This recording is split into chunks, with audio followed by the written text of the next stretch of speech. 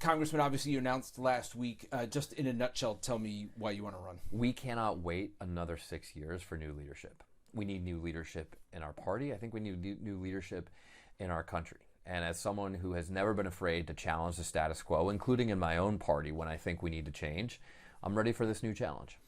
You made an issue of Senator Markey's age. You said at 80 years old, which he'll be soon, that's basically too old. Is this just about age? Do you have a problem with Senator Markey? Or is it just that he's going to be 80? Look, it's not just about age, but I do think that in the Democratic Party, at least, we should learn the lessons of Joe Biden and Dianne Feinstein and Ruth Bader Ginsburg. And that's not taking anything away from Senator Markey's decades of service. But he's been in office for half a century, and I think it's time for a new generation of leadership in our party. You mentioned the lessons, and you're right, mentioning Joe Biden. I think most people would agree there were some signs that he was slowing down. Are you saying, or have you seen anything like that with Senator Markey?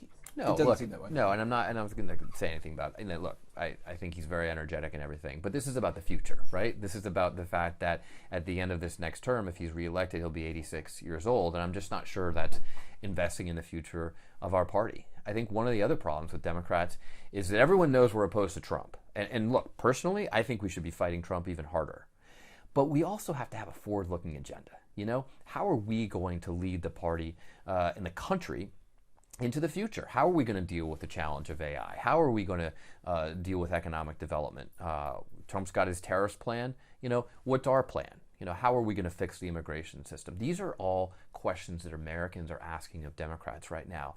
And they look at our party and see people like Senator Schumer and just say, that doesn't look like the future of America. So I think it's time for a new generation of leaders to step up, and you're seeing it across the country. Look at Mikey Sherrill running for governor of New Jersey. She's a Navy helicopter pilot. Look at Abigail Spanberger, who's crushing it right now in the race for governor of Virginia. She's a CIA veteran. Both of them are people I helped recruit and mentor and support to win their tough congressional races back in 2018 when we needed to flip the House.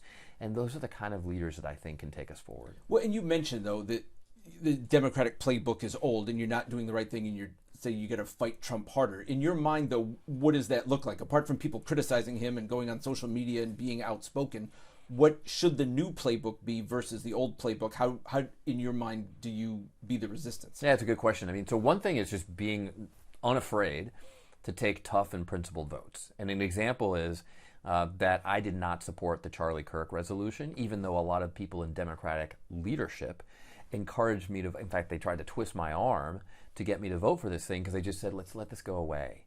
Well, I didn't support this resolution because although I condemn political violence across the board, this resolution written by the Republicans venerated Charlie to make him into something that he wasn't, a unifying figure when he was actually very divisive, someone who stood up for American values when many of the things he said were actually quite racist.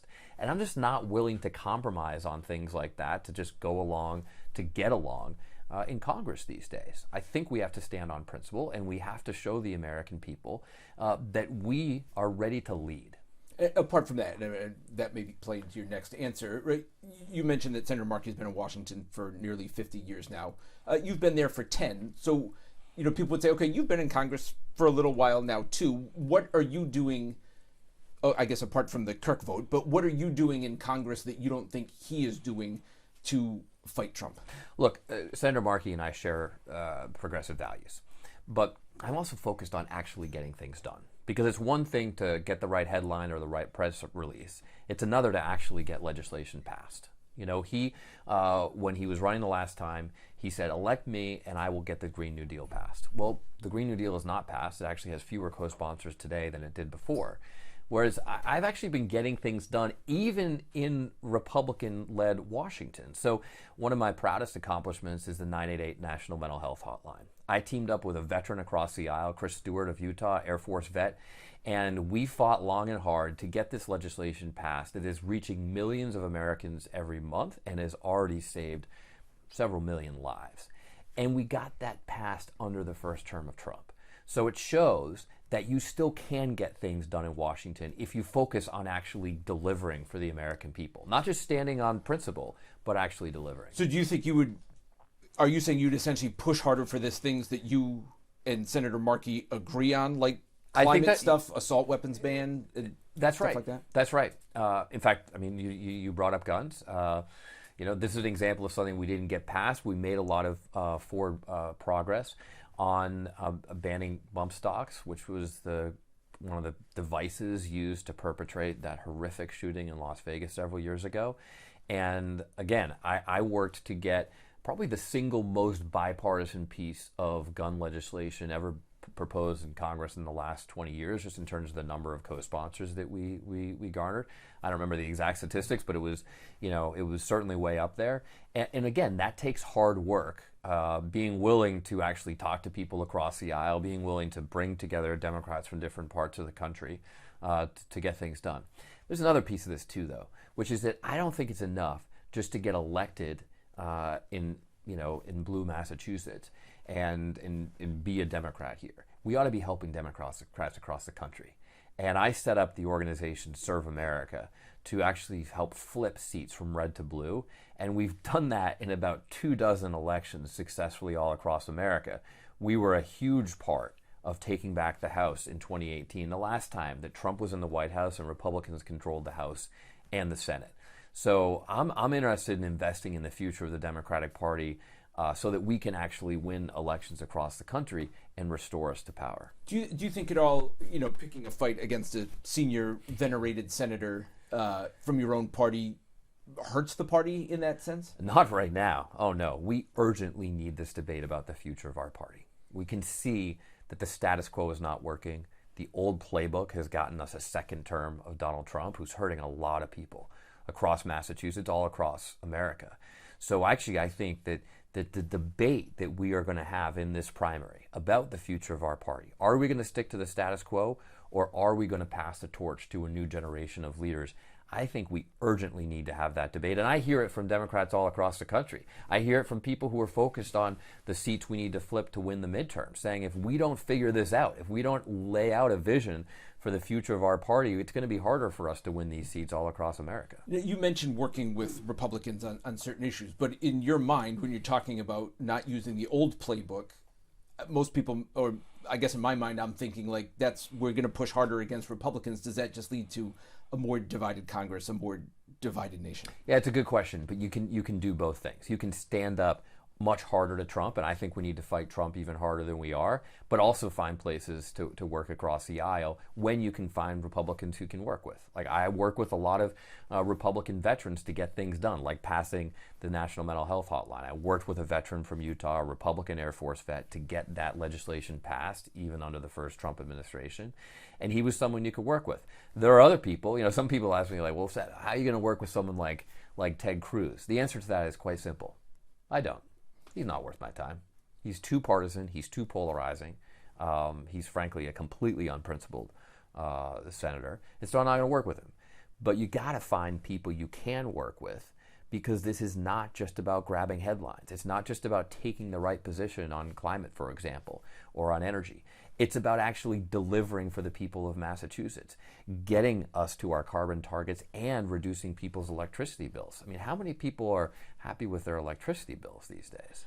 I want to get to some of the issues in a second, but just going back into electoral politics, 6 years ago, another congressman from Massachusetts challenged Senator Markey, who had high-profile national recognition, had a big national name, the Kennedys, and he argued for new leadership, maybe not so much on the age thing, but it didn't work. Yeah. What do you think you're going to be able to do differently? I know we're 6 years later, but Trump was in office then and on the ballot for that election. What do you think you're going to be able to do differently that Joe Kennedy couldn't? No, it's a fair question, and Joe's a good friend, so I've talked to him a bit about this race. But first of all, it's a different time when Democrats are urgently clamoring for new leadership in our party, because we can see clearly that the status quo, the old playbook, isn't working. But also, I'm a different candidate. I'm someone who's willing to challenge the status quo. From back in 2014, when I ran for Congress the first time against a 9-term incumbent, I mean, everybody said that I didn't have a prayer of winning that race, and I did. And in 2018, I set up this outside organization, Serve America, because I said the party establishment, the sort of traditional power structures, are not doing enough to help us win the midterms. And my Serve America candidates accounted for more than half the seats Democrats flipped in the entire country to win the House of Representatives. And so I'm that person who's willing to challenge the status quo, and I've always shown that throughout my career.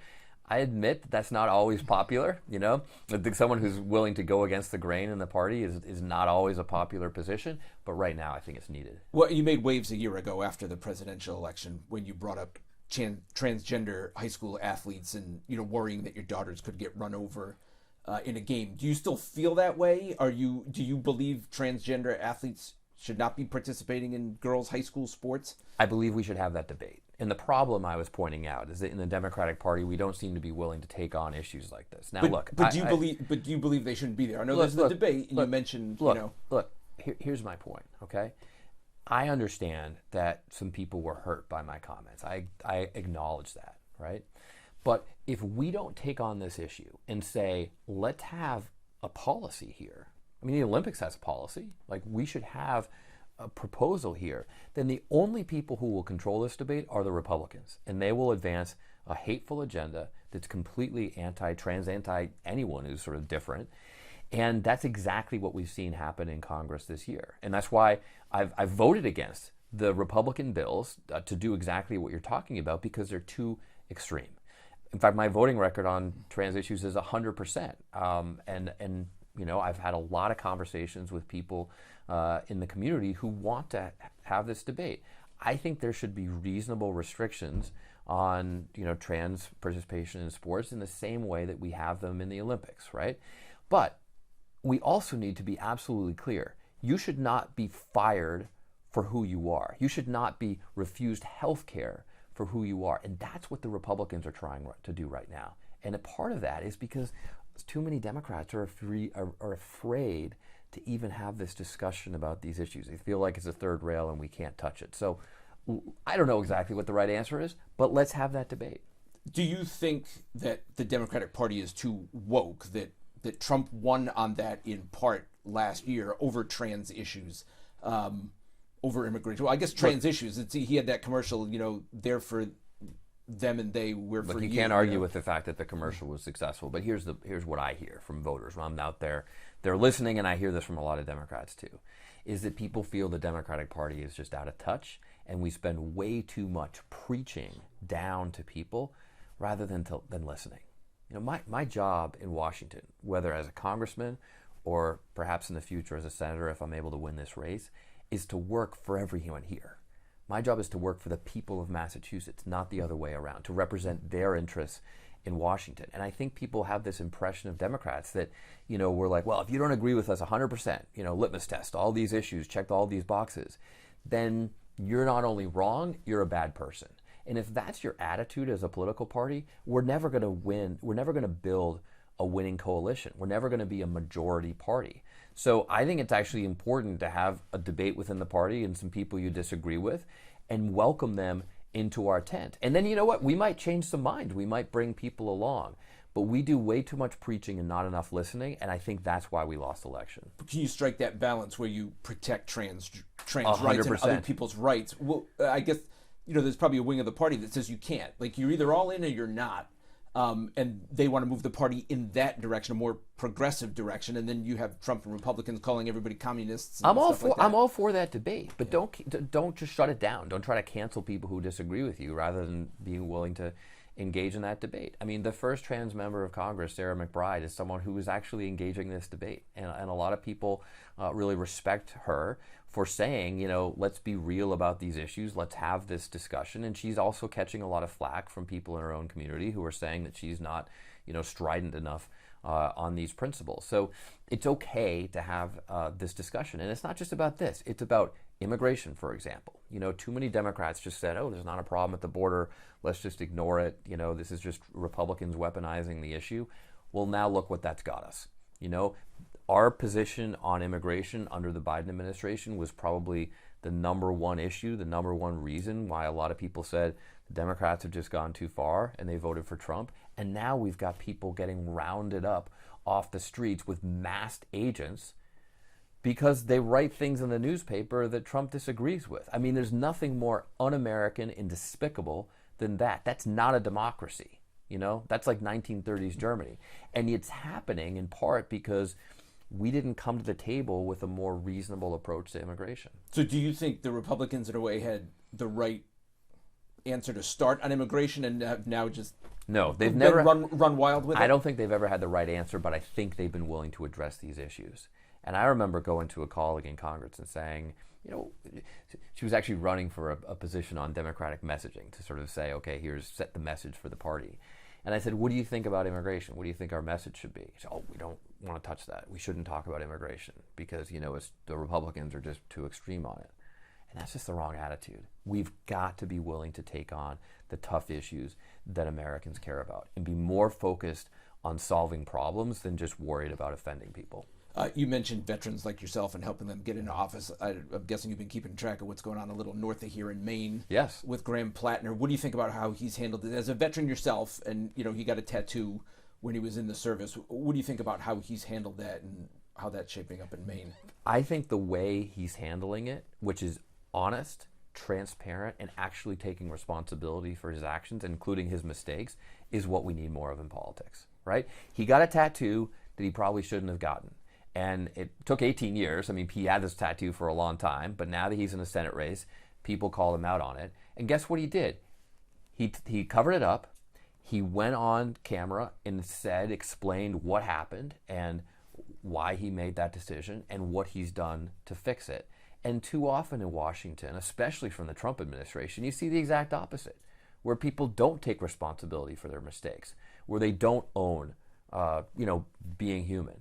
And look, as a Marine veteran myself, he is far from the first Marine I've met who got a tattoo that he didn't fully understand. Well, and I guess I'll put it this way, right? A lot of things happen in war and in the service, and obviously, people applaud service members for what they did. Anything you look back on and regret and say, I wish I hadn't have done that? Of course.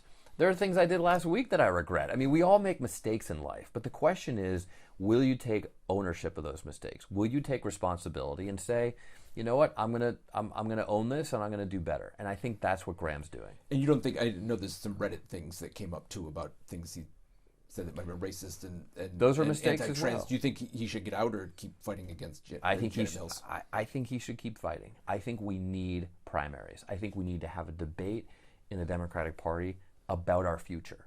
And Graham very much represents a new generation of leadership.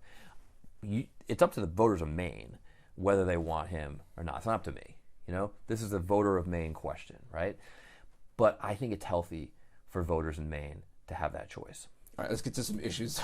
Trim that in. You mentioned the economy, what the future economy should look like. Yeah. In your mind, what are some of the priorities about how to get the country going in the direction you want to see? Some people say, the stock market is surging now under Trump, so yay, that's good. Well, the stock market is surging because billionaires are getting really wealthy. And it seems like under Trump especially, there's just two tiers. If you're a billionaire, then you get pardons for free from the White House. You get to do well, just making money without any taxes. They're cutting taxes for billionaires, but not for the rest of us. And there seems to be a totally different justice system because if you're a billionaire and you're cavorting with Jeffrey Epstein or whoever else, you get off scot-free. Whereas, you get caught selling weed illegally down the street, you're thrown in prison. So there's two tiers in America right now. And that's especially gotten worse under Donald Trump. That needs to stop. Everyone in America should have an opportunity at the American dream. We've never been a country of equal results, but we've always been a country of equal opportunity until now. It's just ridiculous that a corporation like Amazon probably has a lower effective tax rate than you or I do. I mean, that's just crazy. And yet that's the economy that we have today. It's not working for a lot of people.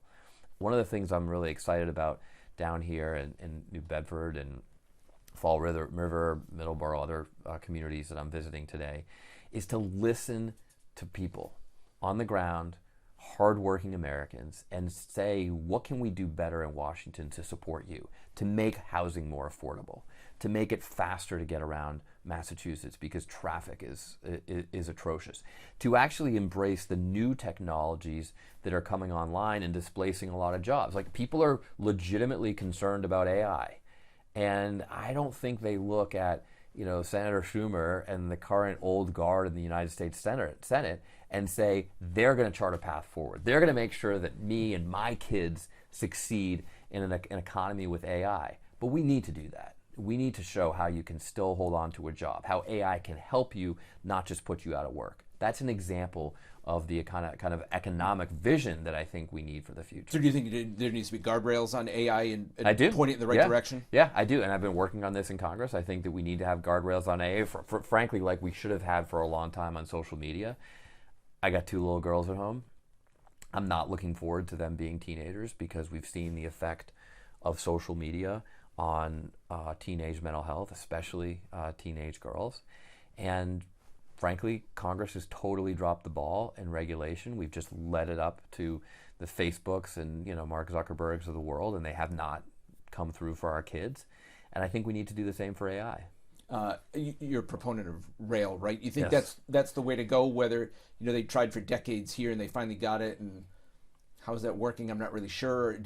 Are Americans really going to? Can you convince Americans who aren't into rail and mass transit to do it? And then in places like Massachusetts, where you look at problems for a long time, to say this is the way to go in the future? Not with old rail, not with old-fashioned trains. And I'm sorry, but that's what we have in America.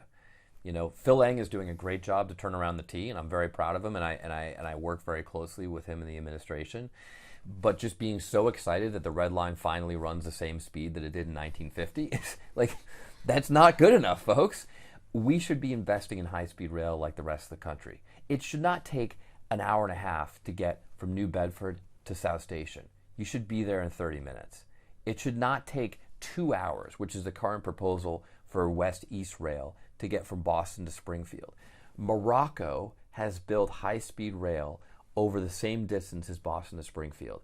Morocco has 1/3 the GDP, not of America, but just of Massachusetts.